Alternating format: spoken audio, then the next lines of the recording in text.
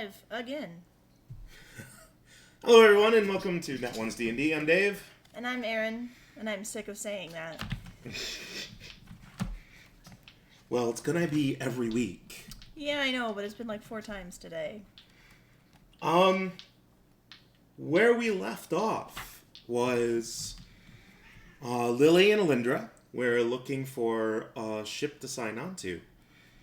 Lily's idea to get a summer job on a ship to give Lynn a taste of home. And Lily's dad offered to take them on, and being a pirate, Lindra didn't want to get mixed up with that. The next ship they went to was a turtle ship, and pretty sure I think what happened there was that they couldn't guarantee being back in time for the next school year. Yeah, I think that they just had like a really long, like they were supposed to sit there for a while or something. I don't know. Yeah, who knows? It was a while ago and I didn't review the tapes. So we're going to speed this along a sliver. One real quick thing was Lynn really needs to get that item because she's yet. Yeah, you haven't figured out what item it was going to be. Have you figured it out now?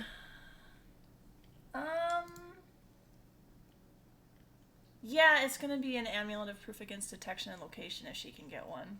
Okay. It's an uncommon wondrous item. Which, yep. All right. Because. So back when you were...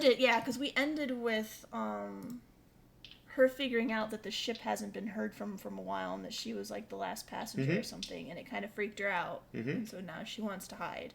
Yep. So, not that it's going to do a whole lot of good because it's been 2 years that she could have been, divinationed, but better late than never, I guess. All right. Well, we're going to say you put that order in when you got the reward. So it's ready for you to pick up before you guys sign on. Okay. Takes a couple of days. Lynn's starting to worry about not finding one in time to go on a complete voyage and come home. Yeah.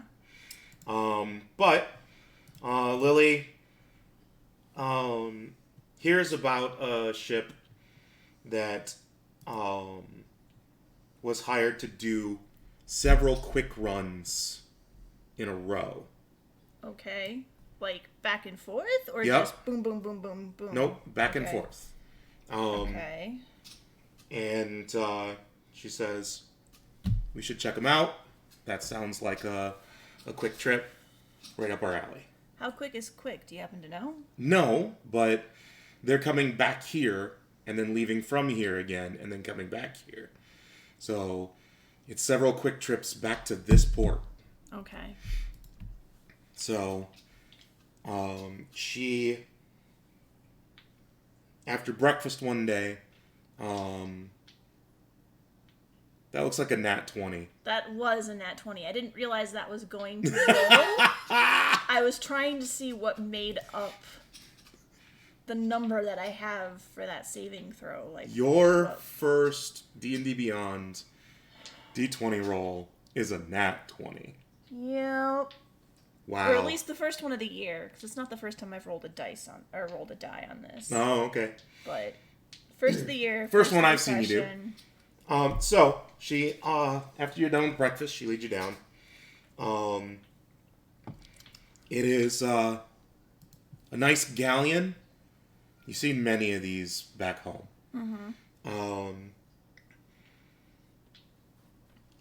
Seems to be pretty well armed. Galleons usually have 2 ballista and a mangonel. This one's got 4 and 2. Damn. So, whatever they're hauling, they're expecting potential. they want to protect. Okay. You see the name of the ship as you're walking up on the painted along the back. The Enterus. The Enterus? Mm-hmm. Okay, interesting name. Or it could be pronounced Entirus. You're not sure. Okay, so how is it spelled? Entirus. Irus. Okay, that's an interesting name. You can see there's a little table at the end of the gangplank where someone is passing out small bags to sailors that are leaving. They have a book open. They're making notes. Clearly paying people who are disembarking off for their wages. And there's a short line waiting to talk to the person making note in the register. So there's like 3 people. So there's 3 people in line plus us, which makes 5. Mm-hmm. How many are leaving? Well, it's a trickle. They're not all leaving at the same time. Okay, well, I'm keeping track of them. More than 5? You've seen 4 so far. Okay. So, hopefully an even swap-ish. Yeah. So after the last one you can see leaves, someone walks up and the bosun, who usually handles this duty, says, 2 months. Can you sign on for the whole? And mumble of assent in front of you. And says, make your mark. Slides the book forward. You'll be paid when we return here. 2 months is enough time? Yes. Okay. That person goes up. Then gives the exact same spiel to the person behind. They make their mark. The third person leaves. Does not sign up. Okay.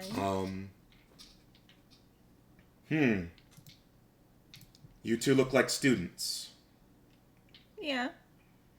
There is a chance that we might be delayed. But we have factored in a couple of extra weeks to be on the safe side. You will be paid for the full 2 months, even if we return early. Okay. All right. The pay is 2 gold pieces per day. Okay. When we return, 112 gold pieces. What is... Are either of you sailors? Yes, used to be. Excellent. Lily says, born in the rigging. And he says, excellent. Are either of you spellcasters? Yep. Excellent. Have you operated a spelljammer before? No, but back where I'm from, I don't know if it's real kind of similar or not. We have a specific wheel that only certain people can use. Yeah, I see. He flips to the back of the book and slides it forward. You will apprentice to the spelljammer. Slides the book forward. Make your mark there. Okay.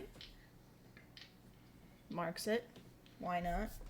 He goes back to the original page, slides it over to Lily. Make your mark. He says, no special positions to interview me for. And he just smirks and says, just mind yourself, rigging rat. Oh! And she just grins. And Quartermaster will want to see you immediately. Head below for your bunks, and then go up to the quarterdeck. Okay. So, bunks then quartermaster on the quarterdeck. Yes. Okay. She can follow instructions. And by then, a couple more people are walking up. And he's already turned to them. Lily says, "Just like home, huh?" I haven't been an apprentice for years. Well, you don't exactly know what you're doing. This is true. So, it makes sense. It's probably going to be boring, though. It may be. I'm just hoping it's a quick trip. If we're a little late, I'm sure with our campus reputation we'll be fine. But I'd rather not miss anything. Yeah, me too, but... Alright, so... Oh, she signed her name just as Lynn in the Okay. book. Not her full name. Lily did too. Okay. And yeah, it's another day before you guys actually disembark. The quartermaster says, "Yes, what can I do for you?" Apparently I'm to apprentice the spell jammer? Yeah. Good. We got somebody. You will be on 12-hour shifts. The only thing you will be doing is learning the helm. Okay. We have pilots for sea travel, but when we need to leave the sea, that's you and me. She's done piloting too in general. Oh yeah. You've worked on a regular sailing ship, a sailing ship with a wheel, and an elemental galleon. You've done all three because the house has all three. Well, You have not flown an airship. Well, if you end up needing another pilot, I've taken a turn at that. No, because you and I are the only spelljammers. You can't take the chair until you've been properly trained. So, the trip out, we are going to be dead in the water, so to speak, for a minimum of 6 hours every day. And I will be working all of those. Okay. Because we're the only two. Unless, miraculously, someone else signs up who knows what they're doing tomorrow. But all right. you still have time to take your name out of the register. Where's the fun in that? Good. Hopefully, you're as good as your mouth. He takes you into the cabin below the quarterdeck. Mm-hmm. And there is a pretty ornate chair floating 6 inches off the deck. Interesting. And it comes to a point right under the chair, 6 inches under. Oh, so it's like a little top? Yep. And the point of the top is 6 inches above the deck. Huh. Okay. We're going to be in port until probably about first watch tomorrow. So, let's give you a taste of what this feels like. And he just kind of looks at you and concentrates for a second, and suddenly you have an awareness of the whole ship. You know where every person is on the ship. You can't identify who's who. Mm-hmm. But you know where every creature, down to the rats, are on the ship. You know...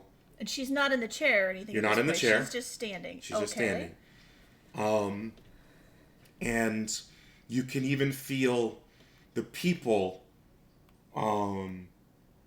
out to across the harbor, almost to the taverns. Okay. And you have a full awareness of the ship and about the ship's length on either end of the ship, and the ship's width on either width of the ship. So it's kind of like when she's using her familiar's vision and sight, but like much you don't more. See anybody. Okay, so she doesn't see, but she feels. She feels, and you recognize carts, stacks of crates. Hi, buddy. Crates and barrels, so stacks of cargo. Come on, buddy. Come on, pretty boy. Hi. Come get your cameo. Oh, hi, Miles. Such a sweet boy. Oh. Hug the mommy. So, like, clumps of cargo on the harbor wharf. Like humanoids, rats, horses even. You can identify them of what they are, just not who they are. So I can identify race, I just can't know. Or can I just know humanoid versus Yeah, pretty animal? much just creature of a size. Okay. And the rats, because, I mean, nothing else is quite like a rat. So, just so you know, Look at the pretty boy. this is a 390-foot effect by 90-foot effect. So, the length of the ship is 130, and you can sense 130 behind the ship and 130 ahead. And how wide is the ship? 30, so you can sense 30 on either side as well. Hey. Right. She's just. Now, Can she see out of her own eyes, or is she just like? Yeah, you see out of your own eyes. Okay. Yeah. Now concentrate and give it back. Okay. Now, give me a spellcasting ability check. A spell casting ability check. So just a charisma check, or with her. Straight charisma. Straight charisma. Not with her spell attack. No, Okay. that's not an ability check. That's an attack. Oh, Miles. This is not what I want, Mommy. I know, sweet boy.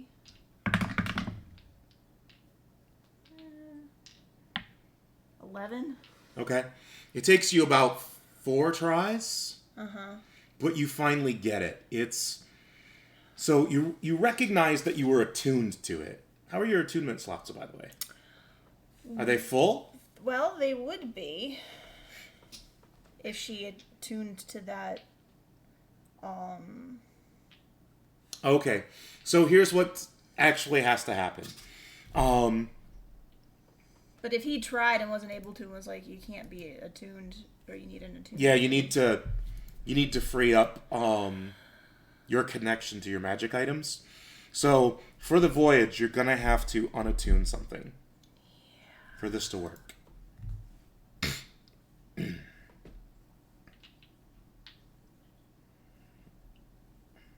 Well, unattune from the slumbering focus. Okay.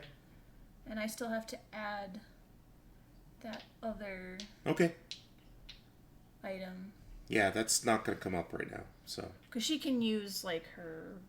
She's got other things that she can use. Absolutely. Spellcasting focus. So yeah, you would add to unattune that first, and then it took you about 4 tries to give it back, and oh my gosh, it's like voluntarily. Come here, buddy. Come on. There you go. Voluntarily. Oh, that would have been a 12 because I get a +1 to ability checks and saving throws. Oh my gosh, huggy boy. He just doesn't hug daddy. He says, "Mommy tossed me down." Mommy put you down, buddy. Mommy put me down, Daddy. All right. Oh. Yeah. Says, Daddy, those aren't the scritches you give me. Oh my gosh. Yeah. Look at him. Yeah, that's what he was like Buddy. on me. Hey, buddy. I had to let him go. So yeah, it's like voluntarily ending concentration Uh-huh. on a spell Interesting. while focusing on somebody. And they have to open themselves up to it. So you pass it off to them. It only takes an action to do. Okay. Which is different than attuning to something. Oh, daddy, sweet boy. So yeah. That's your first taste of a spelljamming helm. That was weird. It takes a little getting used to. We'll pass off again in the morning. Give you a little bit more time. And then, That's not all you do with it, though, right? no. Okay. You'll see. Okay. Don't worry. But that's the first taste we give everybody. All right. Is an awareness of the awareness it brings. When you're piloting, using the helm, it is going to be completely up to you to warn us of, or to inform us about why the helm drops us back to basic movement. Okay. And it gives you some pointers. He's now in full instruction mode. The spelljamming helm can be used to pilot the ship, but it's not as on water. It's not as efficient as the actual helm of the ship. It can't propel the ship as well on water either. That's what the sails are for. Okay. They tend to leave the sails up when the spelljamming helm is moving the ship, even though in that instance they don't do anything. It just saves them time bringing them down and putting them back up. In some instances, they have to bring them down, say if they're passing through an atmosphere without landing. Because sometimes the wind shear is enough to damage the sails going in the wrong direction. Because the wind will be blowing at you as you're moving through instead of propelling you. But on water, it's just normal sailing. As slow as that is. And you'll understand that when you feel it. But I can give you an idea.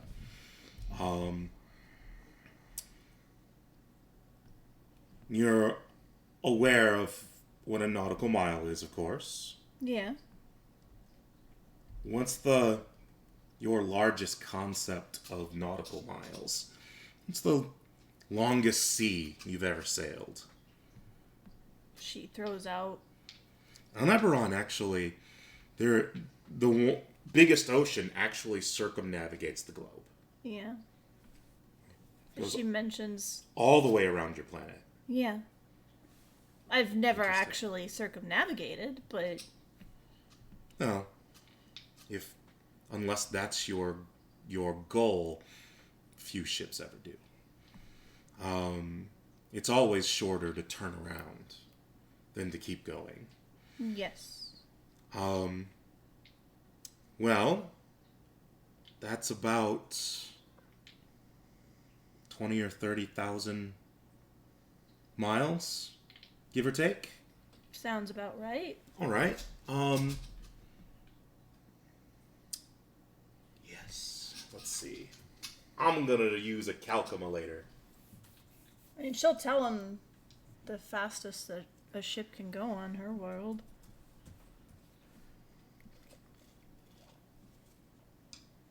Yeah? You do? Sure. 20 miles an hour? Yeah. That's impossible. So, multiply by about Oh, that's a rough one. By about 3,333 times the circumference of your planet. For what? How fast the ship will be moving. About 100 million miles an hour. Or a day. Excuse me, 100 million miles a day. Mm-hmm. now Lynn's thinking that's impossible. Now Lynn's thinking I was on a ship for a fracking year. We could go about 4 million miles an hour. Give or take. Okay, if you say so.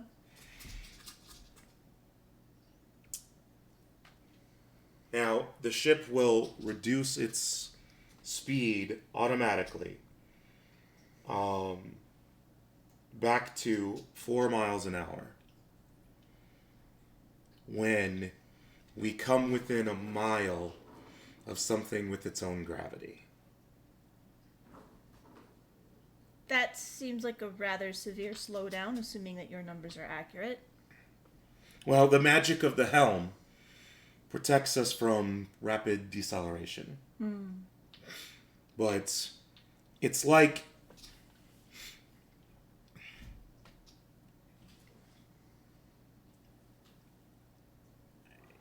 going from flying to swimming. Okay. But you don't have to take my word for it. I know it's a bit much to wrap your head around. 20 miles an hour. Magic, my friend. Yes, we are talking about magic. And our magic goes 4 miles an hour or 100 million, and nothing in between. Ours or goes 4 million or 4, nothing in between. Well, I mean, we're talking about water here, but ours goes 4 to 20. If you have the right ship with the right equipment. And the right people at the helm. Ah. Well. Watch the fairy tales with the rest of the ship. There may be some people who take exception at some of the things you say. And how you say them. Okay. I can tell by your speech and your manner that you come from a well-to-do house, as do I. The normal crew on the ship, not so much. Some of them come from planets that the rich keep the good things for themselves. And your statement about with the right person at the helm smacks of that. And people can get butthurt about that sort of thing. I only meant that you need someone with certain abilities. Would you not say we have the right person at the helm here, too, in order to power this? Any spellcaster.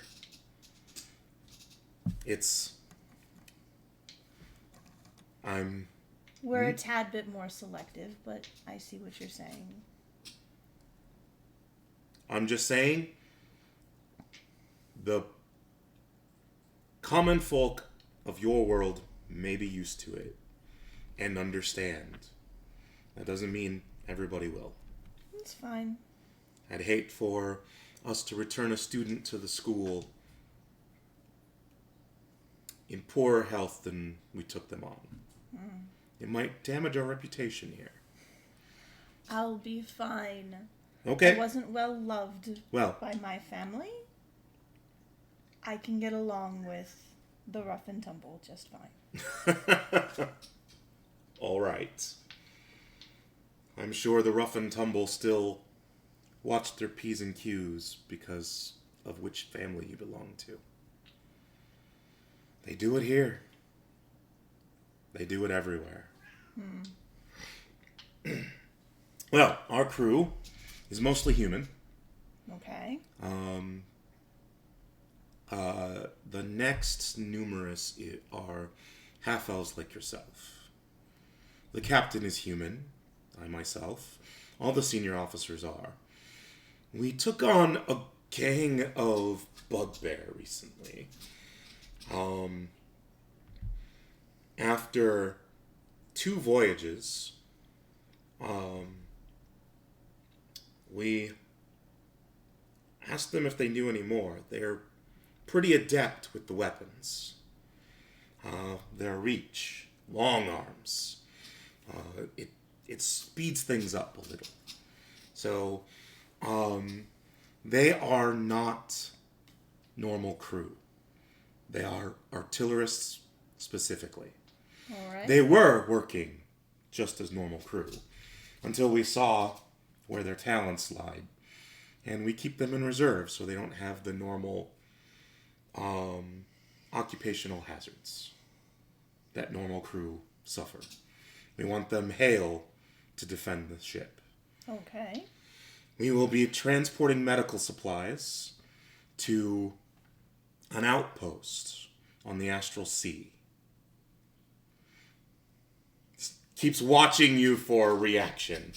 That's what his pauses are. He did not What's her deception? See if she can keep a straight face. 17. Okay. He did not study at the acting school of Shatner, just so you know.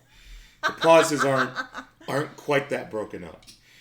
And he says, we will be transferring the cargo to another ship.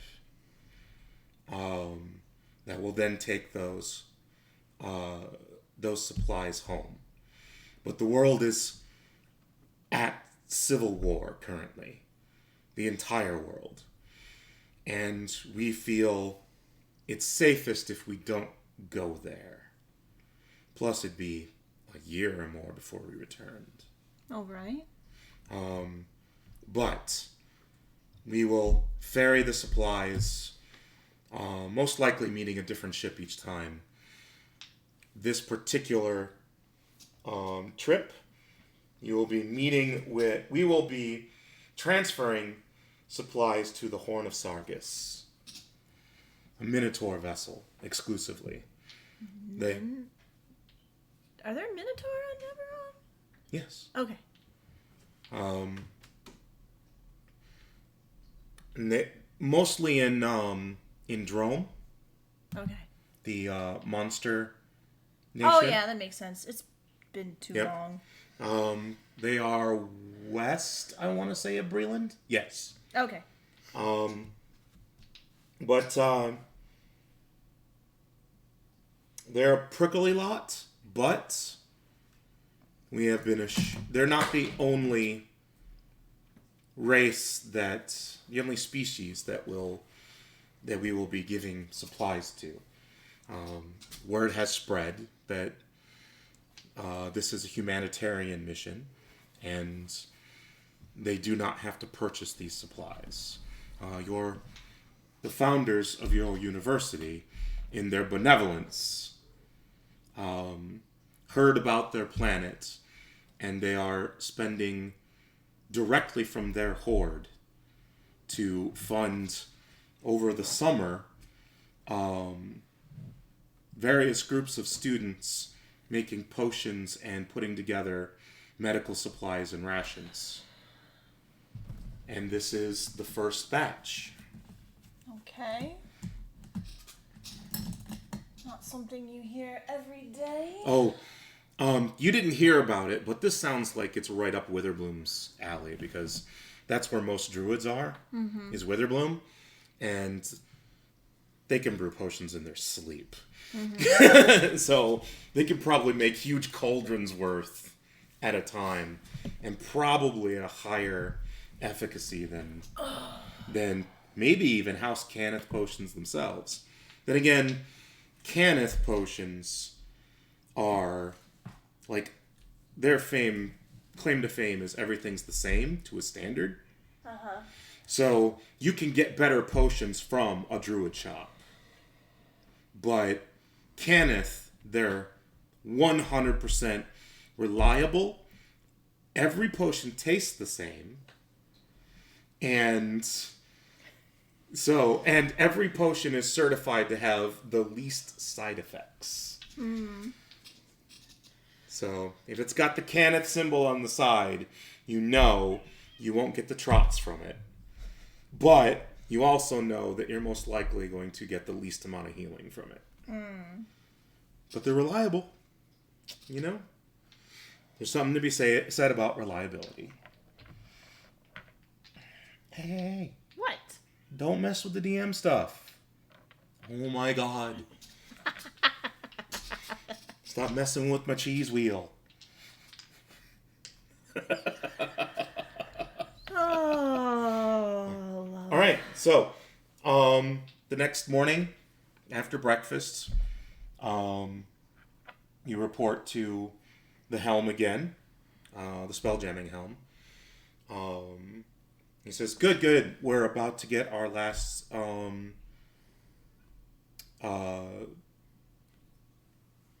last amount of the cargo. So here's the helm, and just there you go." Okay.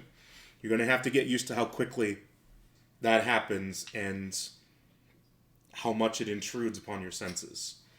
All right. I want you to observe the loading. I'm going to take a nap, and you will report to me how the loading went. Okay. When I awake. Do I have to stand the whole time, or am I allowed to... No, sit in the chair. Okay. I don't like the chair. It's uncomfortable. And the captain has refused all of my requests for a cushion. It is definitely a hard sit. But you're tough. You got this. And there's a cot in the back. It's kind of in shadow. This room isn't very well lit. But yeah, you're just realize that today you also clock what has to be seagulls and albatross and some pelicans on the deck or on the wharf. And it's just there goes a pot of dolphins. They're they're making contact with the hull. Interesting. And it takes you a second to realize that they are using the barnacles on the hull to scratch growths of their own off of their bodies. Huh. And they're not doing a lot of it. Yeah. They're just like, use it for a few, and then they're back out playing again. And then they leave the bubble of your awareness. Schools of fish you're picking up.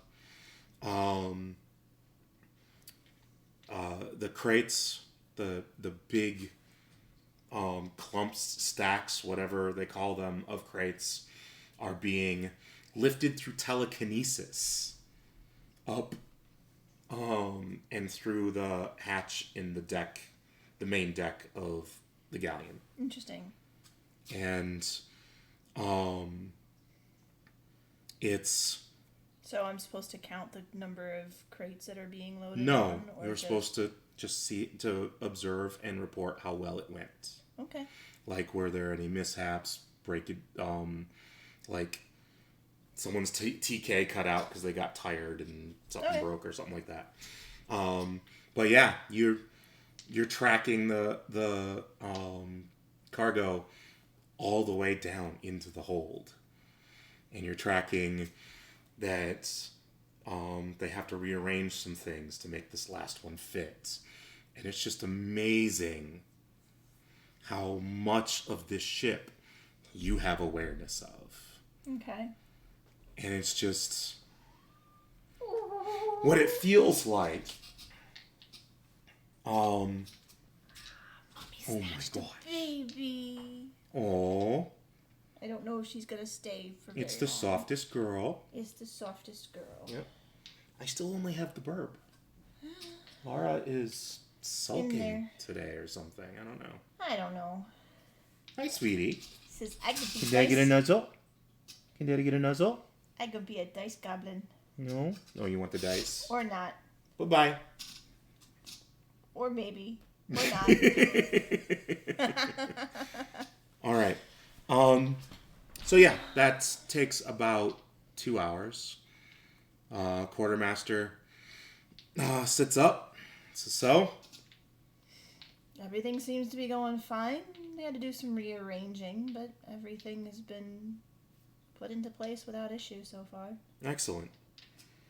You're taken to this faster than my last apprentice. So we probably won't need that bucket in the corner. And he says that, and you're like, oh, I could see how this could make someone queasy. But no, you're handling like a champ, and you think it's because of your experience with the wheel. So You have an awareness of the elementals through the wheel. And so that has sort of prepared you for this. So just between you and me, Uh-huh. on my world. Oh, in character. Yeah. Gotcha. Okay. She's talking to the... Yep. She says this stays between you and me. On my world, my family are adept at piloting ships. We use elementals, and we use this thing called a wheel of wind and water. And it's sort of a similar recognition, but only with... An expansion of your awareness. Yeah, but only with the elemental that's powering the ship. Yes, not the rest of the ship. Usually my apprentices are young. And they haven't reached experience in things arcane that mimic the expansion of awareness, such as scrying. If they had, we wouldn't need the bucket. Well, But you seem to have experience in other ways, which is good. These elementals, is that what powers the fast vessels on your world? yes. Elemental engines. Do you have sails on those vessels? We do, don't we? On some. On some of them. So there isn't a standardized design for elemental galleons or even elemental airships. So you've actually got some designs where the air elemental blows into sails to propel the ship. And then somewhere it's just a big giant wind ring. And some that propels the ship by channeling air through the ring. And then And there's back. the ones that do moving of the water. Yep, that actually technically move the water under the ship. Yeah. Yeah. It depends. Some do, some don't. It's very exploratory, I would say. They're still figuring things out. Interesting. Well, I'm sure once they get standards in place, like with seafaring vessels, then your world's technology might make it out here and revolutionize many a world.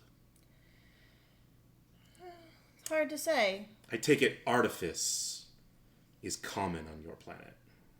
Magic in general is common on my planet. How do you mean? Everything, little things. Magic to clean your hands, magic to Cook your food. cook your food. It's everywhere. Really? Interesting. So, archmages galore on your planet? I don't know about that. The one thing that Keith Baker says about Eberron is magic is wide but not deep. Yeah. It's just... Everybody has a little bit of magic ability to some degree, but it's low-level cantripy stuff. You don't have a lot of people that have more powerful... Yes. Well, the little magical tricks that we have much utility. They do. So that makes sense that that would be what propagates through the common folk. Maybe we can revolutionize my world in that manner. That would be an uphill battle. Your world? My world. I'm not from here. Well, neither am I. Well, I clocked that immediately. But most students of this university aren't from here. So, yes, well, yeah. The powerful still want to maintain power on my world. That's what the uphill battle comment was about. I mean, that's every world. My world has that too. True, but the common folk must have won some battles in that arena to have the proliferation of magic that you have. You know that that's not true. You know that that's business. Yeah. That's House Cannith commodifying magic. Yeah. Says, well, only about 30 minutes before we disembark. I assume I'm passing it back to you then? Yes. All right. But I think it's going to take us better part of about 20 minutes or so to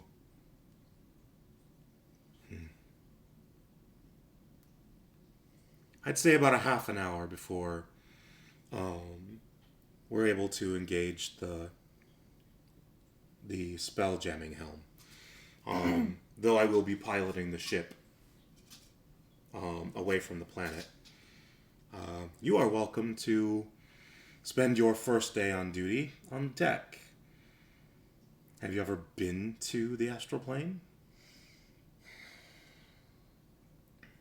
I'm assuming yes, but I wasn't allowed to see it. Interesting. Well, then you are definitely relieved of duty for the remainder of the day.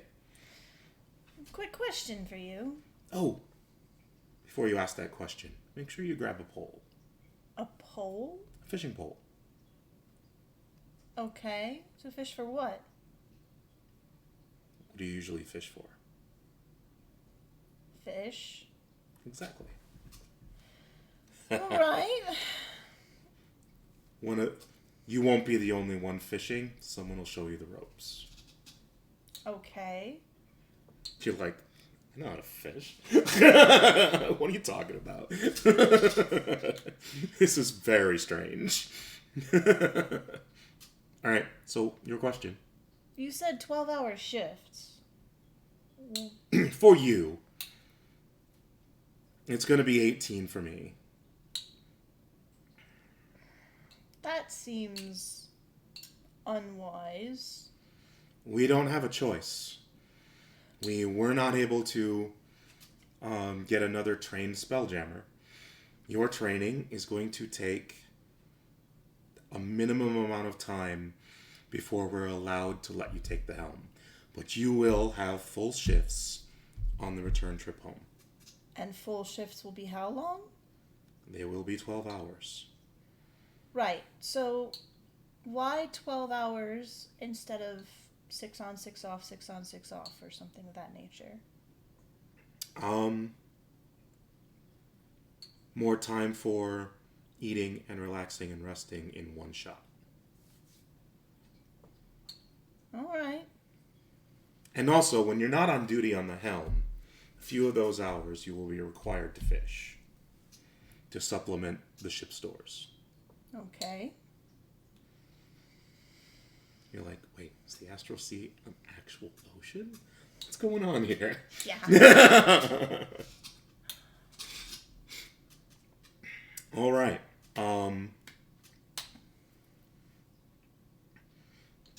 So yes, go ahead and go on deck. Find your friend if you'd like. She should be probably newcomers usually get the night shift, so she should be resting and preparing for tonight at the very least. But you have until first watch tomorrow to yourself. All right. So you go back out on deck. Lily is actually, she's got a cup, and she's got a bowl like tucked here with look like it's got stew and some hardtack, and she's just looking at the ship. And she sees you and says, "You can get food." Okay. I'll go and get food, I guess.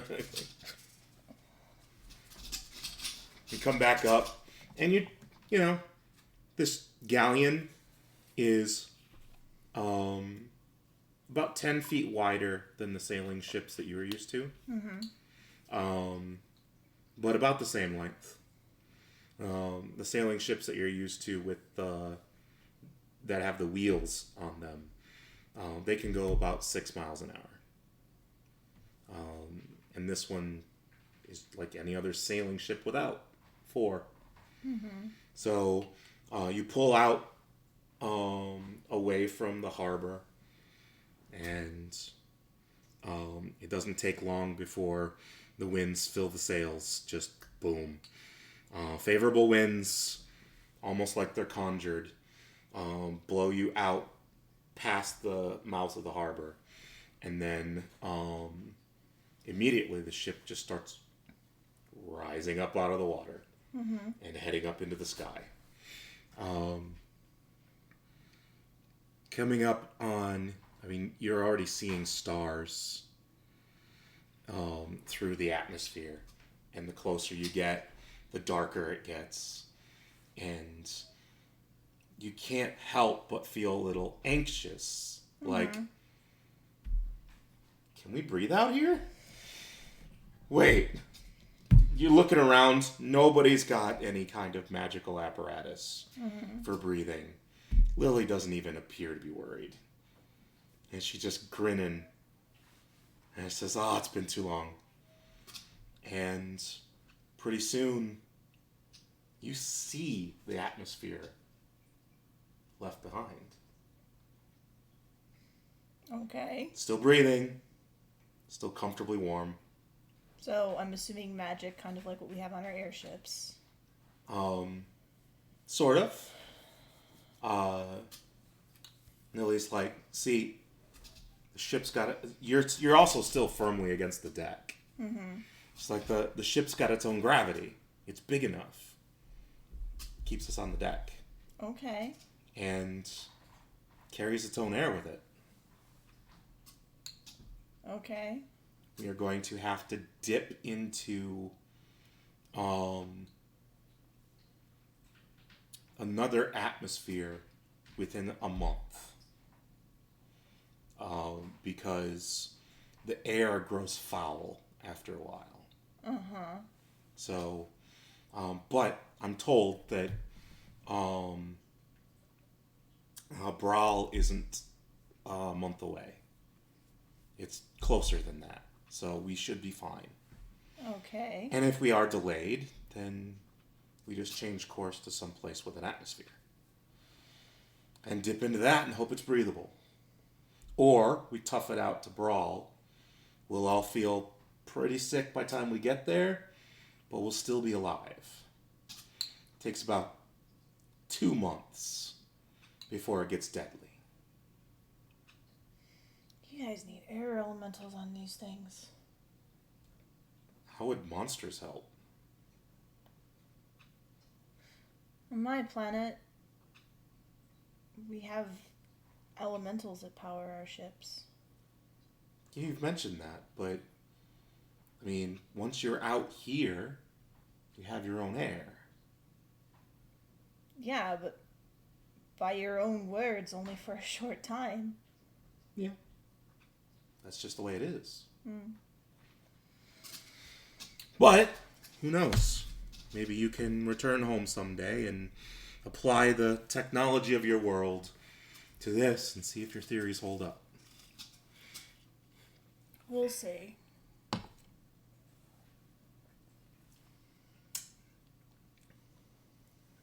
After you leave the atmosphere, 15 minutes go by.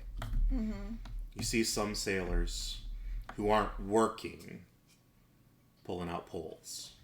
Okay. And some of them are attaching chunks of fish to hooks. And some are attaching what look like to be homemade lures. Much to the chuckles of some others, but like at least a small group of them seem to be taking those lures very seriously.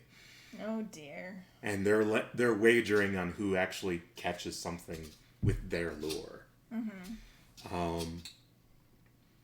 You and Lily are both handed poles. And it says, we've got bait. You'll have to make your own lures if you are with us that long. Okay. There's always materials to do that with. Or talk to one of them and they might give you some pointers. So after about 15 minutes, suddenly there is a bit of a lurch. But you only feel it in like your stomach. And the light around you just blurs.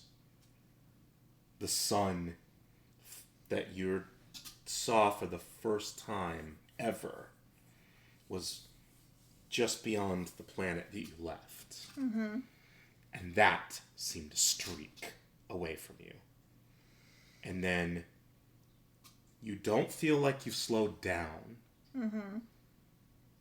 You lurched to a faster pace, but everything around you is empty.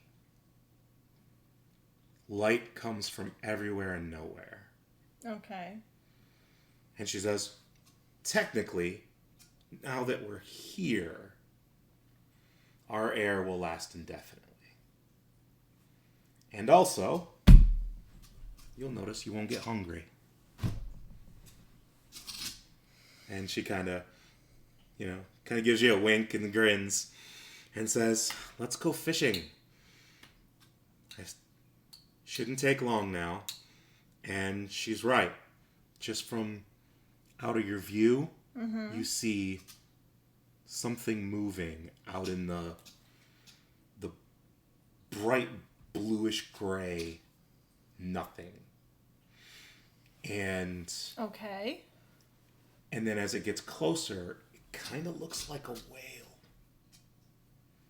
Just this, I mean, who knows really how big it is, and it gets closer and closer, and this thing is as big as the ship. And it crosses your path kind of at an angle. And the ship, so it's like your ship's going this way and it's coming across this way. And it just passes inside what you know to be that awareness bubble. And leaves, but as it leaves, tons of fish in its wake just detach and start swimming around the ship. You see some of them kind of nibbling at the hull, and you kind of look over the edge, and they're nibbling on these weird looking barnacles that you've never seen before. Okay. And they're nibbling on those and specks of other things that were carried up from the ocean. And some of them are eating the other fish. And that's when the sailors just start casting out. And when they cast out, their bait or lure just goes straight out. It doesn't go out and down. It just goes straight out and hangs. Interesting. And floats there. And you've just got a bunch of them around the ship. And it doesn't take long. They start getting nibbles and bites and reeling in. Some people lose things. A couple of the people with their own lures reel it in empty-handed, take their lures off, put some bait on, and so they can catch something. And while they're waiting for a tug, making notes about changes to the design. Give me a dexterity check. I'll make one for Lily. A dex check. Yep. Okie dokie.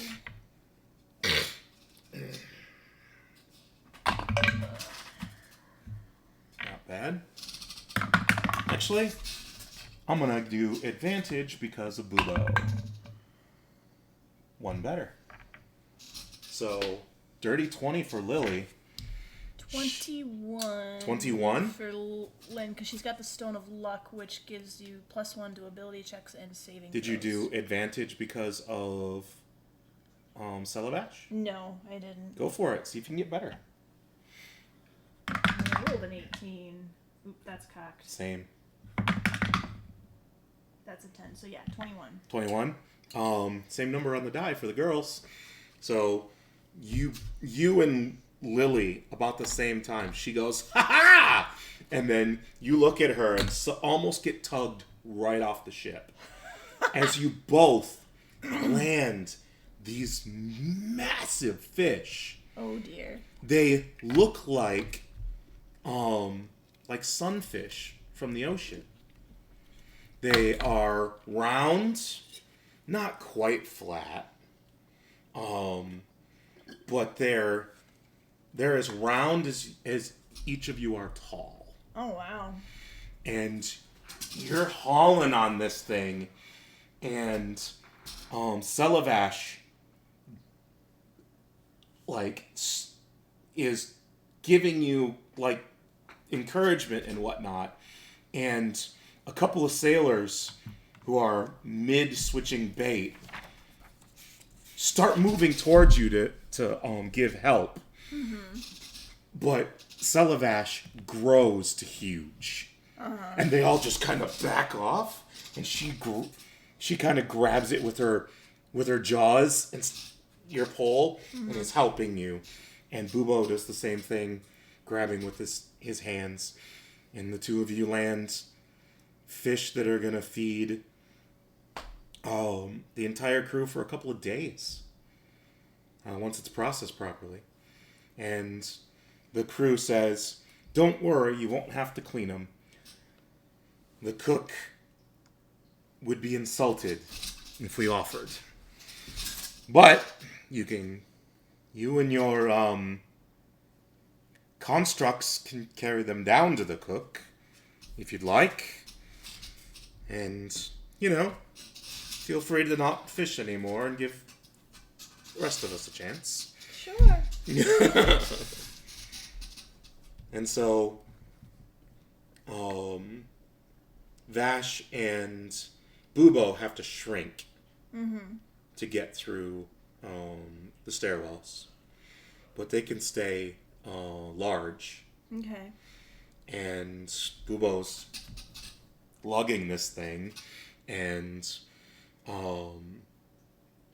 Vash is dragging the other one by the gills. I try to help, but I only have a 10 strength. Yeah. So it's thump, thump, thump down the stairs. Crew that are working give you applause. The two of you applause. And the captain is standing up on the quarterdeck where the helm is and nods his approval. And you take it down to the cook. The cook is amazed. And Lily says, I've done this before, but this one, beginner's luck. And the cook's like, well, glad we have the two of you.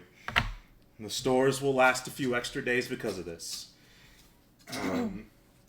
And she calls her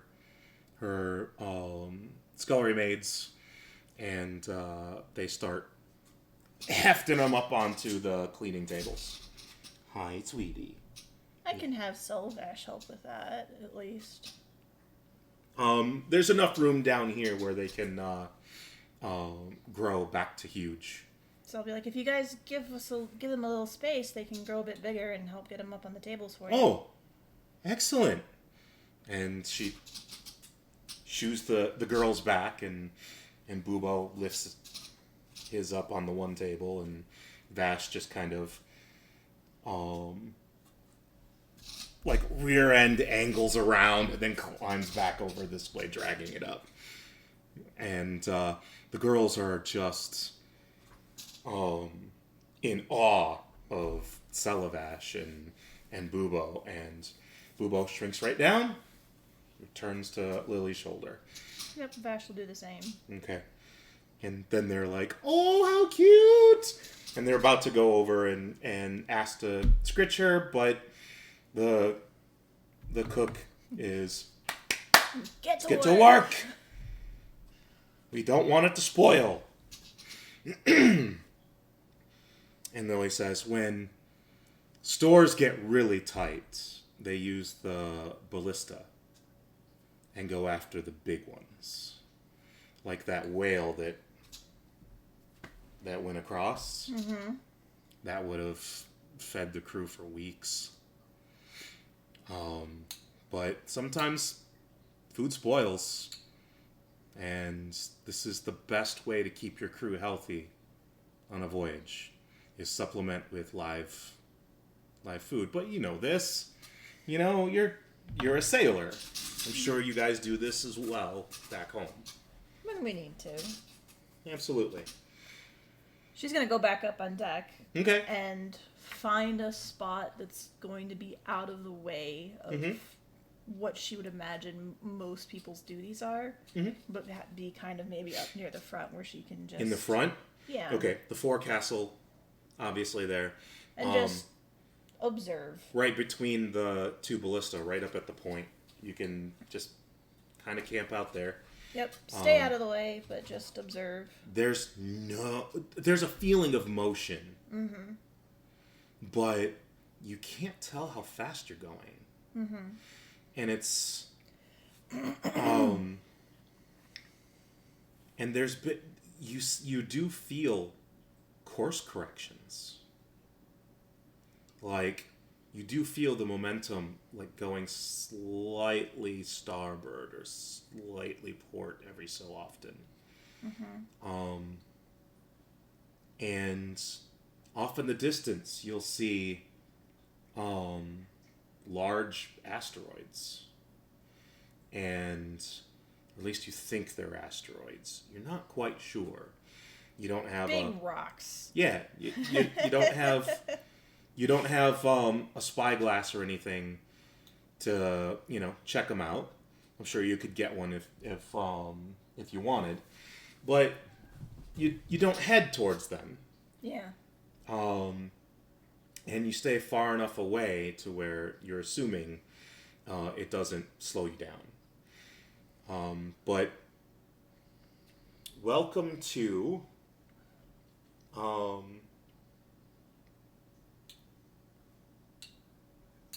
Oh, how long did that take? Welcome to your next 2 weeks. Fun.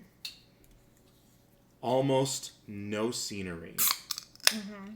Light coming from everywhere and nowhere. It never gets dark. And yeah, you're not in those 2 weeks given control of the spell jamming helm. Oh wait, no, actually, there aren't enough spell jammers for that to be the entirety of the 2 weeks.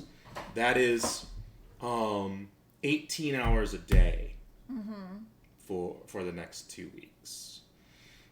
There's for 6 hours out of each.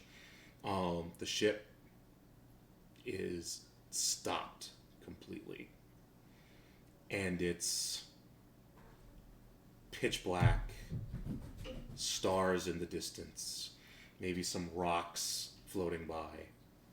It's desolate. There's nothing. Okay. And I'm assuming during at least those 6 hours, I've got the no, hold on. or... Hold on. Thinking, no, because that's technically the astral sea. So it's not pitch black. It's still the lit. My bad. Trying to keep certain things that I read months ago straight that I probably should have reviewed, but... Meh. So, no. You're still in the astral sea, but you're stopped. You do feel the deceleration, almost the opposite of the acceleration you felt after you left the planet. Just your stomach seems to go forward a little bit. And just... but nothing around you seems to change. No other feeling of motion or direction happens. Huh. And that's it. You are given attunement to the helm to take watch. Okay. During those 6 hours. All right. And during those 6 hours, the least number of crew are on. Okay. So your extra awareness is covering their gaps in watch. But yeah. That's the majority that's half of your shift every day. Yep. And so for 2 weeks, that. And then you see it in the distance. Yeah.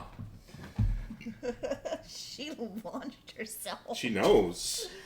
And it's that lurch again, because it's like you don't quite see it in the distance, but it's a kind of thing. Like Star Trek or Star Wars coming out of warp or hyperdrive. It's you're a mile away from this asteroid that has been leveled off and a full-on city/spaceport built on it. Huh. Docks reaching out into the void where other ships, weird looking ships, some of them. One has a full-on, what at first you thought was a tree growing out of the quarterdeck. And then as you're navigating closer at 4 miles an hour, you see that it's a treant. Huh. Not a tree. And it seems to be rooted into the ship. Interesting. There's a couple that look like hammerhead sharks. There's a couple that look like scorpions. One that looks like a spider way off on the edge of the harbor by itself. That's fine by me. And you do see like an armed regiment of something watching it. Huh. So you get the feeling that they're not trusted, but they're being allowed to trade. The captain, you do see I don't know what they're doing. Contrary to what you were told, you've actually found that there are a few people that you can actually pick out connected to the helm. You're not connected to the helm right now. Okay. But you've been able to pick out the captain every so often by the paths that he walks. He tends to patrol his ship and observe people. And so you can pick him out where he is by looking on the path. But yeah, you were told that you weren't needed at the helm. So take this opportunity to get your first look at the Rock of Brawl. Okay. And so you and Lily are both on deck. And Lily's like, I've never been here. I've heard about it, but I've never been here. Huh. And Captain seems to be looking for our contact. And he's up on the quarterdeck with spyglass, checking out the ships at the wharf. He gives some orders to a cabin boy who runs down into the cabin beneath the quarterdeck to tell the quartermaster where to direct the ship. Okay. And yeah, it's a galleon like the one you're in. The figurehead, the ship you're in right now doesn't have a figurehead. The one you're meeting has a female minotaur figurehead. Or no, a male minotaur figurehead that seems to have a spear. Uh-huh. And as you're getting closer, you're definitely picking out minotaur shapes. They look more like the minotaur from home and less like the ones from Strixhaven. Their horns are not nearly as elaborate. They're just mostly straight out. Mm-hmm. Some of them slightly curve forward. Some of them slightly curve in different directions. Some of them have been broken in mishaps and capped.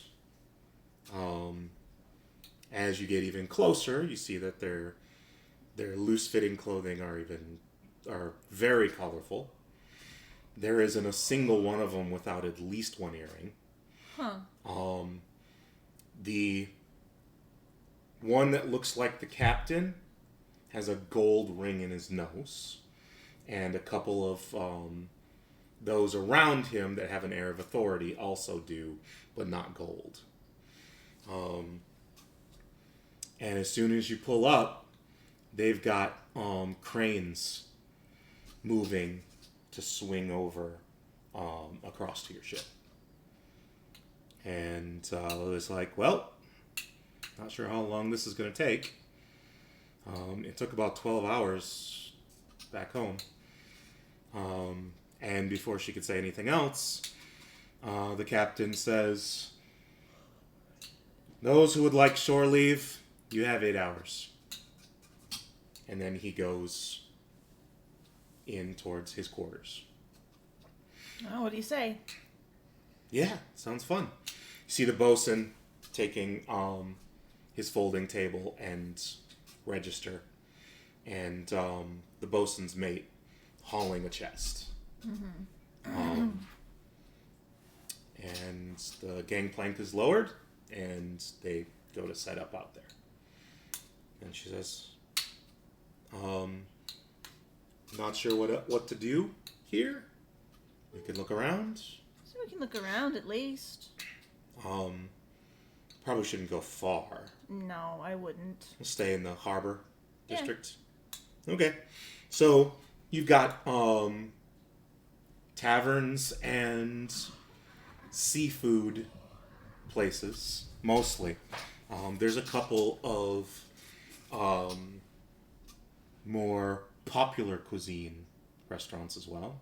Mm-hmm. A couple of general stores that you can look in. The fish that you caught. Yeah. You've had sunfish before. Didn't taste anything like it. Huh. It tasted more... It had the texture of fish. Yeah. But it had a pork with orange glaze kind of flavor to it. Interesting. Well, you can do a lot with prestidigitation. Or pork with, I want to say citrus. It's a sweeter citrus, less bitter or sour. So definitely most likely orange. Yeah. But that was a super light, hinty flavor. Huh. So that's what that tasted like. Various other fishes tasted mostly like ocean fish. But that one was super exotic. Like, Lily's like, "I'd never had one of these. This is weird." Well, how about we get something a bit more different than what we could expect for the next 2 weeks? This is the place. And let's enjoy it. Yeah. So we're going to make this weird.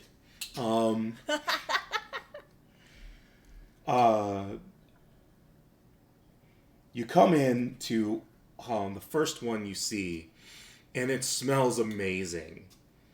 There are no offensive odors coming from it.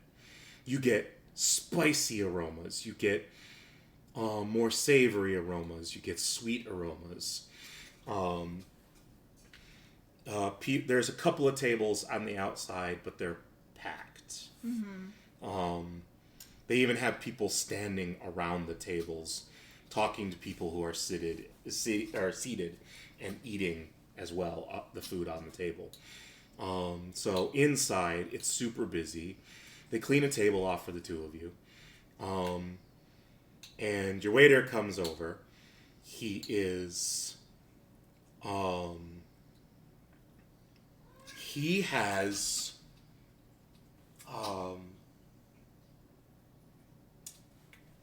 on his head, he's got no hair, but he's got a tentacle that comes over his shoulder like a braid. Huh.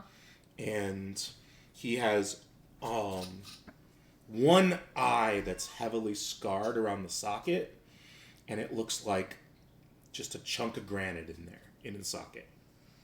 And the other one is kind of sea green, with a vertical pupil, and he blinks with a nictitating membrane. Okay. Looks like he also has gills. They're faint. You're not sure if they're vestigial or not. He's clearly breathing air as well. Mm-hmm. He says, I see a couple of lubbers. Lily's like, how dare you? I was born on a ship. Have you been here before? That was all I meant, miss. She says, no, we haven't. We're looking for new experiences in cuisine. And he says, well, we have a special today that is probably something you've never had. Shall we start with that?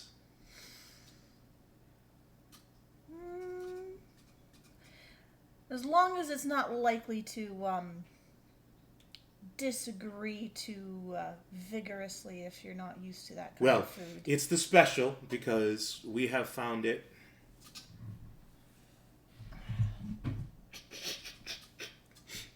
I don't know if he heard you at all, but he says it's the special because it seems to agree with the most of our patrons. Sure, we'll give it a go then. And Lily says, and something strong to drink. We've got 8 hours. And he says, strong how? And she says, just alcohol. No hallucinogenics or anything else in there. We do have to work today. And he says, temporary leave. I understand. Something that won't have you seeking your cots afterwards. That would be ideal. Well, put your trust in me. I shall return. And he leaves. Lily's like, hopefully the special isn't something too cheap. Or too expensive. Oh, I'm not worried about expensive. We're getting 112 gold for this. That's half a year's that should wages. Be 120 if it's 60 days. 2 times 60 is 120. It's not 60. Months are 28 days. So they're four 7-day weeks. Okay. So we're getting like half a year's wages, or allowance in my case. Yeah, but 6 weeks from now, that does us no good right now. Oh, I mean, the coin in our pockets. We don't have to be too stingy with, because we're not going to drop 112 gold on this meal. I would hope not. I have never known any kind of eatery to be that expensive. Has Lynn? No, she hasn't. Okay. It's not like we're being served by the king's personal valet. Hi, sweetie. Daddy already found it. Thank you for coming running. Hi, Echo. She is a dice goblin. Mommy's little dice goblin. She heard Daddy drop him's die that him's fidgets with. Silly kitty. Oh, softest kitty. Oh my gosh. Meow. All right, so yeah, you brought something. Has the texture of beef. Okay. It has a skin on it. So it looks like a scaly skin, so fish-like. It has fins, but it's a quarter. So like for instance, a quarter chicken. So it has a leg. Interesting. And the meat is the texture of beef. And give me a D6 roll. Oh, goodness. That's a 6. A 6. Okay.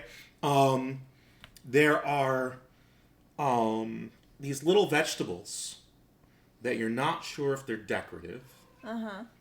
But he did say that everything agrees the most universally across patrons. And you are seeing, by far, the most prominent species here are humans. So humans are not unknown. In fact, if the majority of the people who live here are human, this cuisine should sit well with them. Okay. So, being a half-elf, your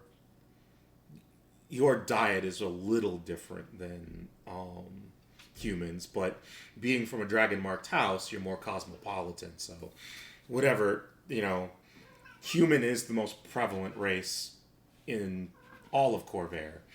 So that's kind of what you're used to eating as well. It's something suitable for a human. You take a exploratory bite of one of the vegetables, and it is, it's green. Tastes like green. It doesn't have any seeds in it, but you swear you just bit into something as hot as a Carolina Reaper. Oh boy. You are tearing up. Give me a Constitution saving throw. Oh boy.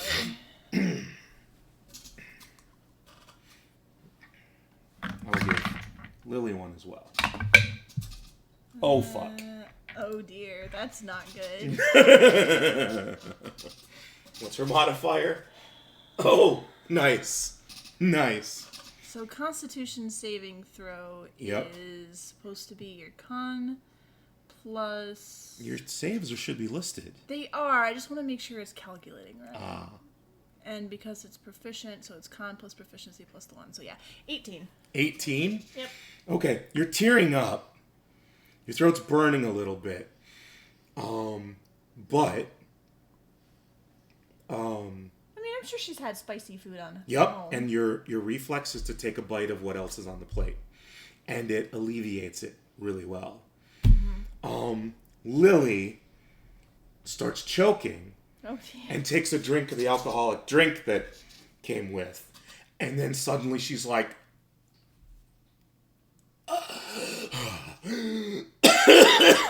I just stab a bite of the other thing. She tries, and then that goes down the wrong way. Oh, no. And she's into her napkin. And the waiter looks mortified. Are you okay? Should I bring you something else? And she's like, no, went down the wrong way. And he's like, as many times as I hear that, I'll never understand it. You're sure you're okay? And she's like, yes, I'm okay. She takes the remainder of the pepper and she wipes it through the drippings from the meat. and takes another bite. Tears up more, but seems to handle it better. Okay.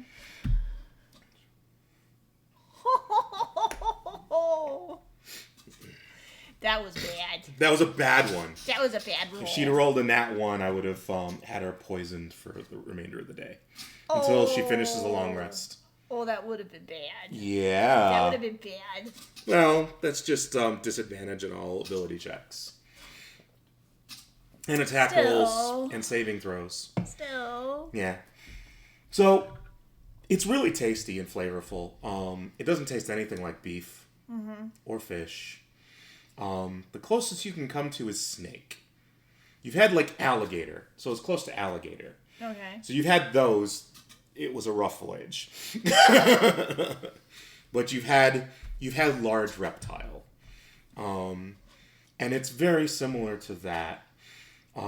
They seem to have, as you open it up to get at the meat, you do notice that they put lemon type citrus fruit inside. That's more of a pink with purple splotches on it, but they put slices in there. So it's definitely a citrus skin, and inside it's very citrus-like.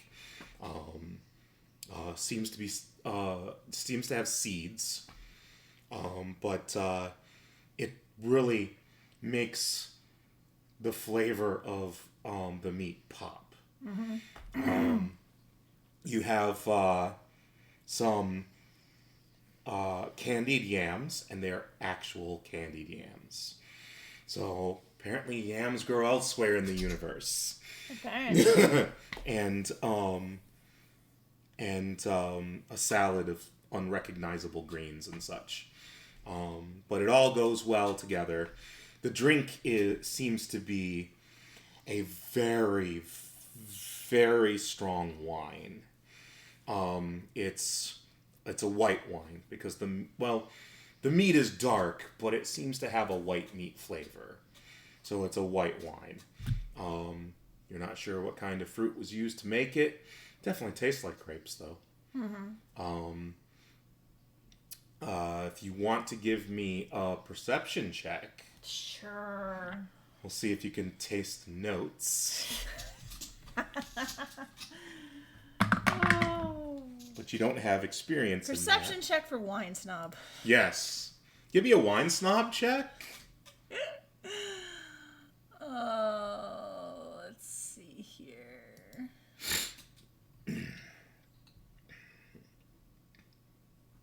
Is a perception check an ability check? It's a skill. Ah, okay. So yeah. And yes, it is an ability check. Okay. That'd be a 13. A 13? Yeah, you're tasting like honey. Okay. You're not sure if that's true or not, but it's some sort of nectar-based sweetener. Mm-hmm. Hi, buddy. Hi. Are you looking for a playmate? Yeah. I think your sister's lounging. So I'm looking to make trouble. That's kitties. Yep. Hi, buddy. Oh, he says I want my mama again. So anything else? It's good. It costs 2 gold piece. So wasn't super expensive. You don't. I don't know. You can give me an insight check if you're worried about whether you're being taken, but it's in the harbor district. They probably see a lot of tourists, so there could be a markup because of that.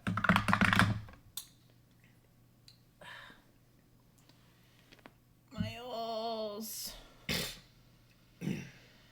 Well, her passive is a 15. Mm-hmm. And I rolled a 14. Oh, no, excuse me. Insight. My bad. Yeah, her passive insight is a 15, and I insight we don't do passives with. Okay, well, it's on the thing. Oh, that's I weird. rolled a 14. A 14. Oh, it's weird that they put a passive insight. Yeah, passive wisdom perception, passive wisdom insight. Huh. Because D&D's character sheets, official character sheets, are passive perception and investigation, I think. Anyway, what was the total? 14. 14? Yeah, you think it's just expensive because tourists. Mm-hmm. They're not taking advantage of you per se, but of people in general. All right. You do notice that there aren't many sailors eating here. Mm-hmm. So. Well, she pays it. Okay. Anything else you guys want to do? Maybe just browse a few shops, but other than that, trying not to get too far so that we don't get, like, abandoned.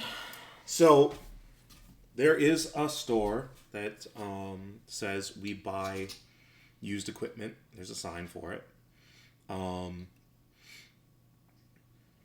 And the things that they've got are mostly tied to ships. You've got cutlasses, billy clubs, gaff hooks, lots of rope, but they're all in personal quantities. So this isn't a bulk refit supplier. It has for sale a fish suit. Okay. And you've seen these on the ship because they make you aware of the safety equipment on the ship. Yep. Fish suit is something that lets you breathe in unbreathable environments. They've got a dozen of them on the ship. Not enough for everybody. And it gives you a swim speed and a fly speed when there is no gravity. Equal to your walking speed. But this one, apparently a sailor had their own, and they hawked it. And this one is a used fish suit. It seems to be... Lily's looking at it and says, I wish my dad would have these on his ship. I don't really care that the entire crew are undead, but the breathing isn't the only issue. It's locomotion, being able to move around. It'd be better for them if they had this, I think. I don't know, it just makes me nervous that they don't have any. But one isn't going to do shit. Well, and we don't need this. Unless we're worried about the captain screwing us. I mean... I don't have enough for it anyway. It's 300 gold. It's 300? Yep. Yeah, I don't think I've got enough either. Yeah. And it's only one. Yeah, well, at least one of us would get to survive, right? We'll be fine. Here's hoping. We're not going to the planet at war. So you got that. Anything you're looking for? Nah, just looking. Just seeing what is available. Seeing the kinds of things that get passed around. Keeping an eye out, not expecting, but just keeping an eye out for anything that might be from home somehow. Okay. Give me an investigation check with advantage because of Vash. Alright. Who is natively familiar with Eberron because she's of you. Yep.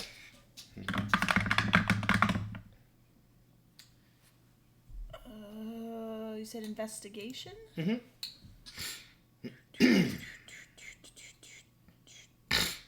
17. You don't find anything from home.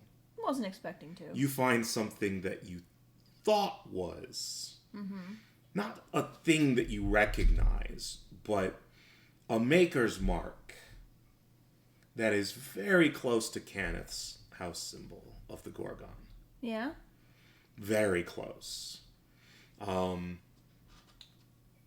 If you didn't know better, you'd think there's at least a shot that a scion of House Cannith modified it for their personal mark and is living somewhere off planet and made this.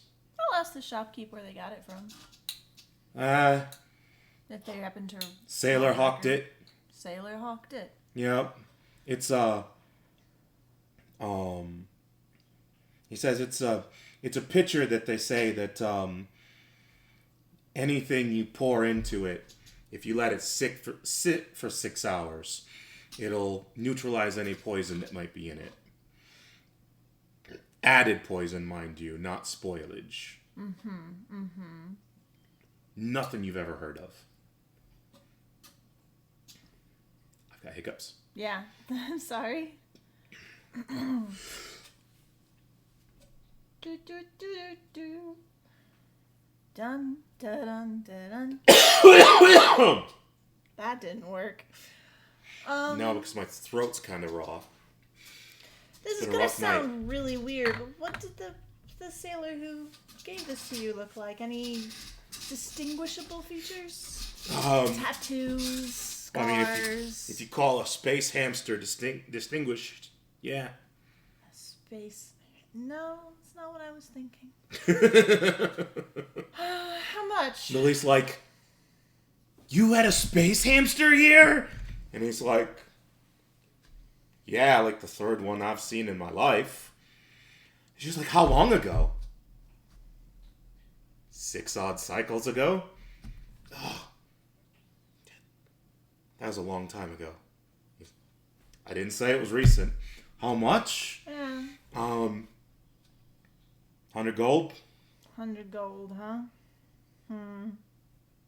Maybe another time. That's what they all say. Yeah.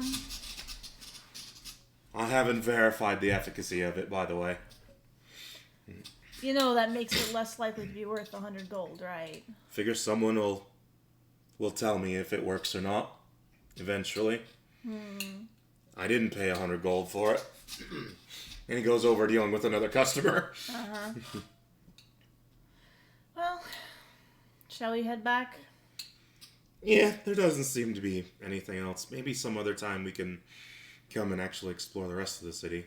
Yeah, I don't know that we dare go too deep. If we run afoul of someone, that wouldn't be good. Who knows? They could have an arena here or something. We could have a ball. I don't know that I'm much for the arenas. Anyhow, should probably get back. All right, you guys get back. It's only been like a couple hours. The quartermaster's like, that's it? Unfamiliar, didn't want to go too far and then not be able to get back. All right, well, voluntarily ending your leave. Get to work. Actually, no. Here. And he gives you awareness from the chair. Just sudden. Bam! And he says, keep an eye on the cargo transfer. Sure. You need to practice. You're taking us out when we leave. Okay.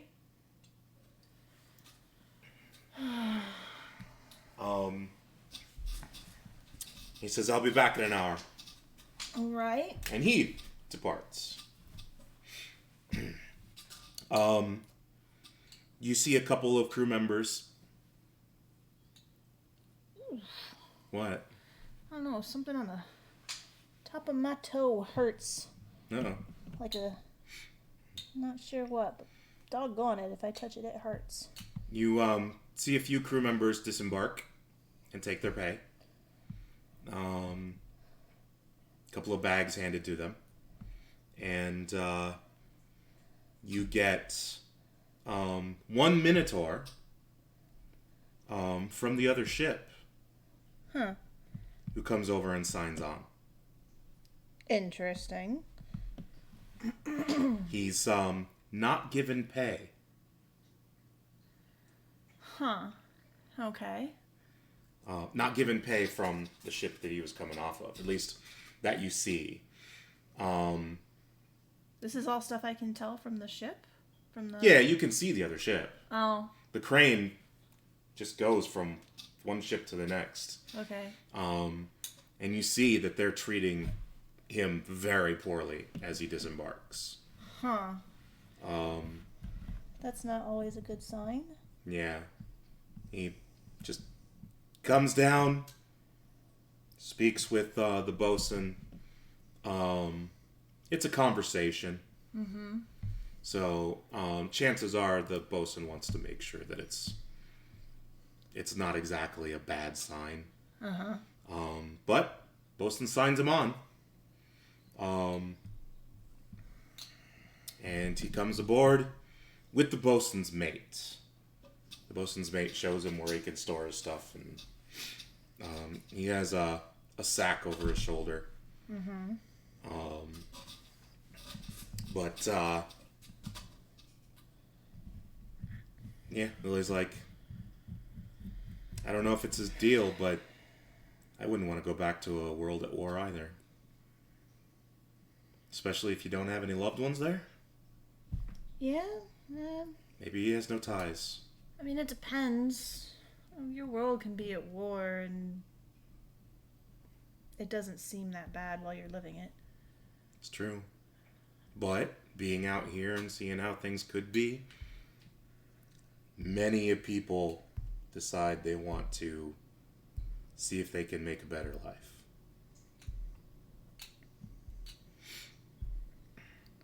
So, you're not even in the spelljamming helm room. Mm-hmm. And you've got the awareness, and you're kind of testing out, maybe a little bit, holding a conversation and keeping an eye on things at the same time. And you're finding it's just like controlling the elementals. It's just that it's slightly less intense, but more a wider awareness. Mm-hmm. So it's a little easier to concentrate on, but a lot more smaller distractions.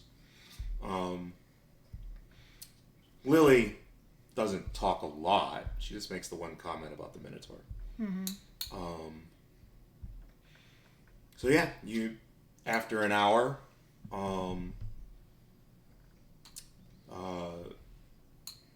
the quartermaster comes back and says, all right, let's get away from some of these audio distractions and see if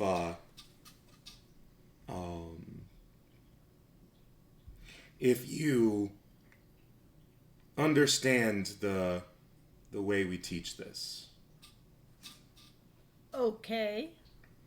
And you realize he hasn't been giving you a ton of instruction. Mm-hmm. And he says, the reason why instruction has been so light up until now, is because it's something you gotta feel. Okay. To really understand. But you move the ship like a limb.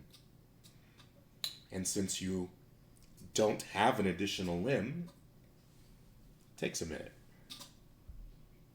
Okay. So he says in about half an hour, they'll be done transferring. And we're going to be disembarking. Okay. But I want you to... there's a certain amount of drift that is common at port against the moorings. I want you to move the ship starboard slightly. Okay. First time, slight is all you're going to be able to manage. So it's perfectly safe to do this here. You're certain? Absolutely. Okay. Give me a spellcasting ability check. All right. Charisma. This is an ability check. Okay. So, technically, that Luckstone gives you a +1. Yes. And, because Charisma is your spellcasting ability. Oh, wait. Celevash is not your familiar. Not yet. Not yet. Okay, so... I don't think. She can't give you help with this, but she can guide you. She can. And I can guide me, so... Just to be on the safe side, you will do a guidance.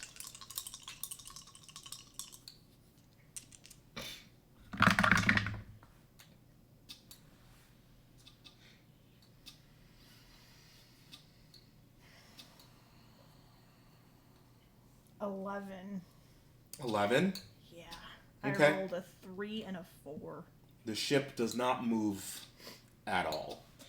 But you do feel like you're trying to move. I mean, you got it high enough to where if you'd put more effort into it, you know it would work. Okay. You were a little timid and frightened by it. You weren't reassured by him telling you that it's perfectly safe at all. Uh-huh. Because this is a fucking colossal sized vessel. Yeah. So you felt yourself kind of holding back a little. But you did feel the sensation of trying to move a limb that was asleep. Okay. Tingly. Not the pain part, but definitely tingly. Okay.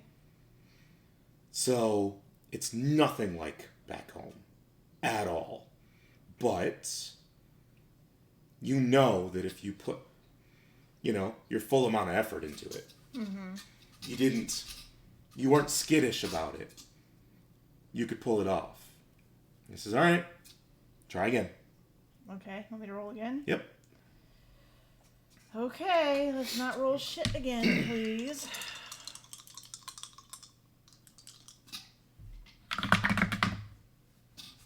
That's not shit. Thank you. 22. 22. So you overcompensated. Oh, God. The ship drifts. Uh-huh. And a mooring snaps. And you actually rub on the other dock between the two ships. Fuck. The captain comes in. No. Not now and here. That other ship needs to go. And we need to make other trips. Sorry, Captain. It's usually... Remember I told you she has talent and aptitude that she learned in other ways. Yeah, exactly why you should have used better judgment. And he just closes the door and leaves. I'm sorry. No. He is right. Very good, though. It's going to take a little bit for fine-tuning your control at port. So why don't I take her out, give her back to you when it's time to accelerate. That sounds like a good plan. But I was right. Second try. Very good. I've had apprentices that couldn't do it in 8 or more. I don't think I've had an apprentice do it in 2. Your world produces natural spelljammers. When your world finally comes out this way, they are going to have pilots that will be in high demand. Now, here's hoping that's a while. I don't think they're ready for that sort of thing. Oh, most worlds that make it out here aren't ready. They think they are. But that's because they still have small cosmology brain. If you ever go home for a visit, I don't know what your situation is, but if you ever go home for a visit, you're going to find home, not just your hometown, or home nation, or home continent, your home world's going to feel too small. Maybe even claustrophobic.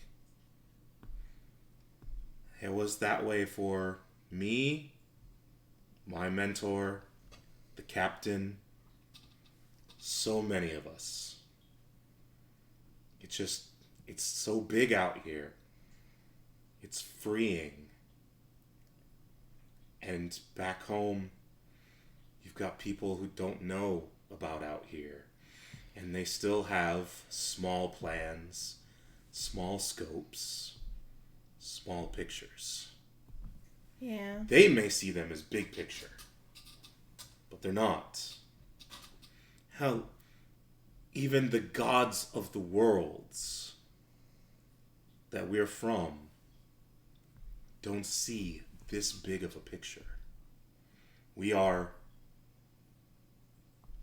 superior to them in that respect. We can see farther than they can. That's strange. Except for the few that come out this way to make their domains. Still never understood how that works. Then again, a lot of them bring their followers with them so they can stay alive. But those who come out this way and break themselves off from where they belong, lose all their followers and die. I'm sure you saw it. On the way here, there was a rocky formation way, way out. We passed it. Yeah. It took us a long time to pass it. Keep in mind how fast I told you we were going. That long to pass it, it had to be huge. That was a dead god. Okay. That's what happens to them. They seem to turn to stone, petrify, lose all resemblance to how they looked in life. That's what happens when they lose all of their followers. Nobody remembers them or believes in them or worships them anymore. That's what happens. It's completely possible that Brawl down there, he gestures through the floor, because you've passed it back at this point. He gestures through the floor in the direction that you felt Brawl as well. It's possible that Brawl was also a dead god at one point. It's hard to tell sometimes what used to be a god and what is just, a piece of matter. A piece of earth. It's definitely, new. Yes, it's new to all of us at some point. You'll get used to it. And if you continue in the astral life, you'll gain new experiences. Never worry. Doesn't do you any good anyway. So, true to his word, half an hour, Captain gives the order, and he backs the ship out of its berth, swings it around, and passes it back to you. Move as fast as you can. In what direction? Same heading we are right now until you feel kind of like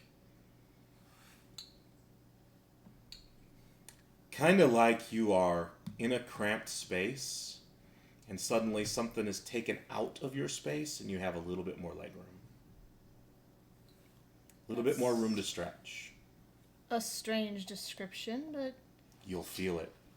And how am I supposed to change? Jeez. Let me know when you feel it. Okay. So... And you're moving, and it is like moving a limb that's asleep, but you're moving it well. You feel like if you just had a wheel, you could squeeze in a couple more miles per hour out of this baby. You know that even though you're out in airless vacuum, you could still push it just a little bit more. And you just feel that restriction on your potential, which makes you think of your mark. And how quiet it's been today. Don't jinx it. But you're getting distracted, and it's like you're drifting off course. Straighten out. And I try to straighten out. Yep, and you do. It's just like with a fine sailor's touch. You imagine instead of a sleepy limb, you imagine a normal sailor's wheel, and it's perfect. You're able to, because you can't feel what like impacts the wheel, what the wheel feels at all. Mm-hmm. But you can feel it moving. And that's a better sensation for you. A better way for your mind to picture it. And he's like, there you go. There you go. It's almost like finding a current. And then you feel it. Like you took off a restrictive jacket. Or you were wearing armor you're not proficient with, and you just took it off like, fuck this. I don't need this shit. So that feeling you mentioned. Aha. So, picture in your mind. Do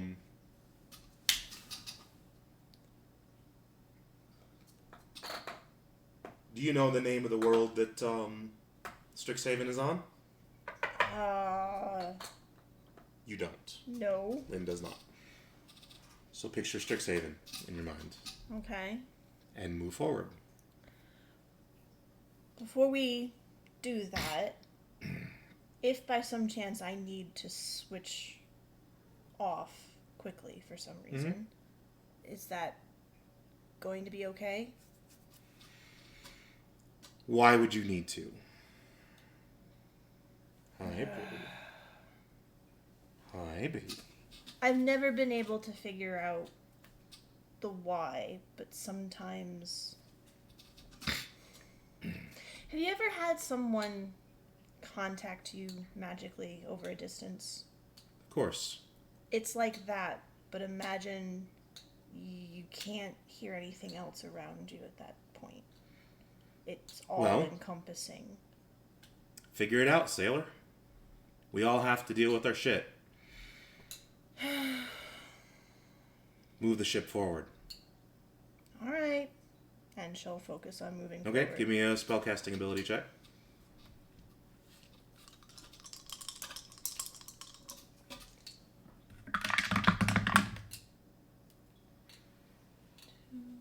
$16. 16? Yeah. Okay. You feel that lurch. And then nothing. You're not keeping something moving. It's like you issued orders and the ship is following them. Which is different than how it felt before?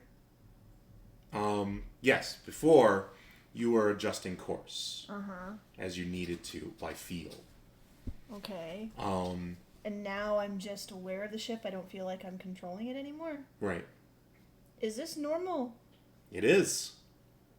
The magic of the helm plots the course, the shortest route to the destination on its own, and propels the ship at speed towards it. It makes minor course corrections all on its own, and it won't even stop when you pass the helm back to me. It'll continue until it's within a mile of something with its own gravity.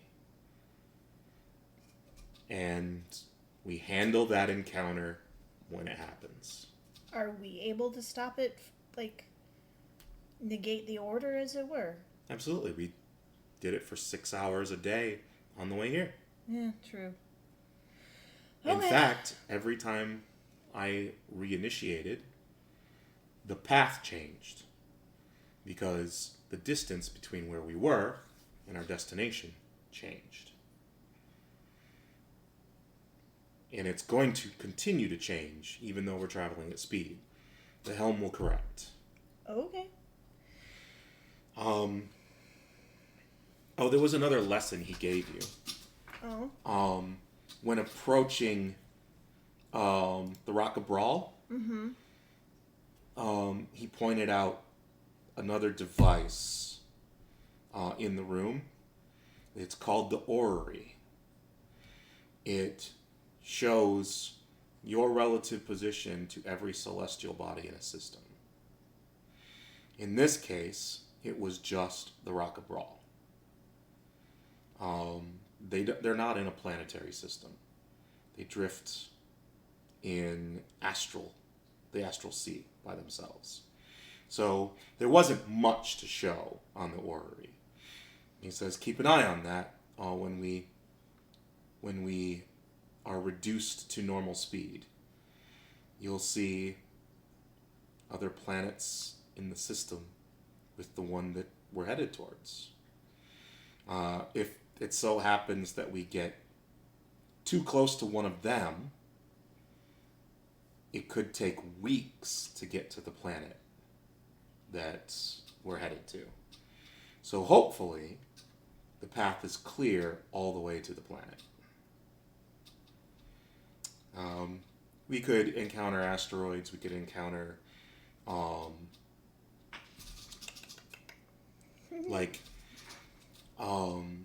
dragons. There are dragons that live out here. Other vessels. If another vessel comes within a mile, we are reduced to basic speed until we move farther apart than a mile. Interesting. So these are all hazards out here that we have to deal with, encounters that a lot of times end up being nothing. Oh, come on, baby. Lara. You're okay, Lara. All right. Well. So yeah, these are things that, he tries to let you know now because it is your responsibility to report why the ship decelerated. What caused it to. Okay. So, and you'll be able to mostly identify. Oh. City baby. I know, hers is used to having a kitty bed between us when we're gaming. Yeah. Hi, baby girl. Aww. So, you'll be able to tell if it's a vessel. Uh-oh. If it's an asteroid. Go on up, baby. Come on up. You can do it. Come on. There you go. It's a good baby. This is the Cyclops kitty. Hi, sweetie. Hi, sweetheart. Someone just wants the attention. Yup. Hi, pretty. It's a good girl. Miles is on his back again. Aw, sweet boy. I don't know what it is about our cats, especially the two younger boys. They sleep on their backs. They're very trusting. They're very trusting. So. Hi. This is taking longer than I thought, and we also started later. We did start a little later.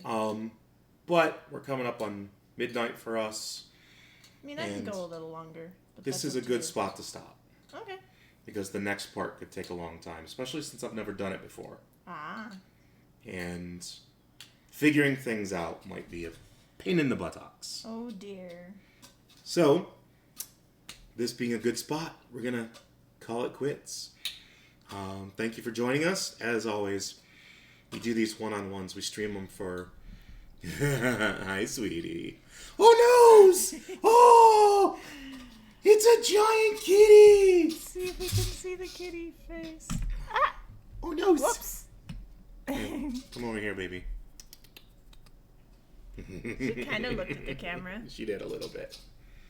Easy. Easy, pretty. Don't eat Lynn. Don't eat Lynn. No. She's going to spot it. You going to swat her? Oh, hers is just a happy baby. I'm happy to be here, Mommy. Good girl. We stream these one-on-ones, hopefully to show people how easy it is. And with Tasha's Cauldron of Everything coming out and the sidekick rules, we've got 2 PCs, a DM PC and a PC, and 2 sidekicks. So, we've got a full party of 4, technically. Yep.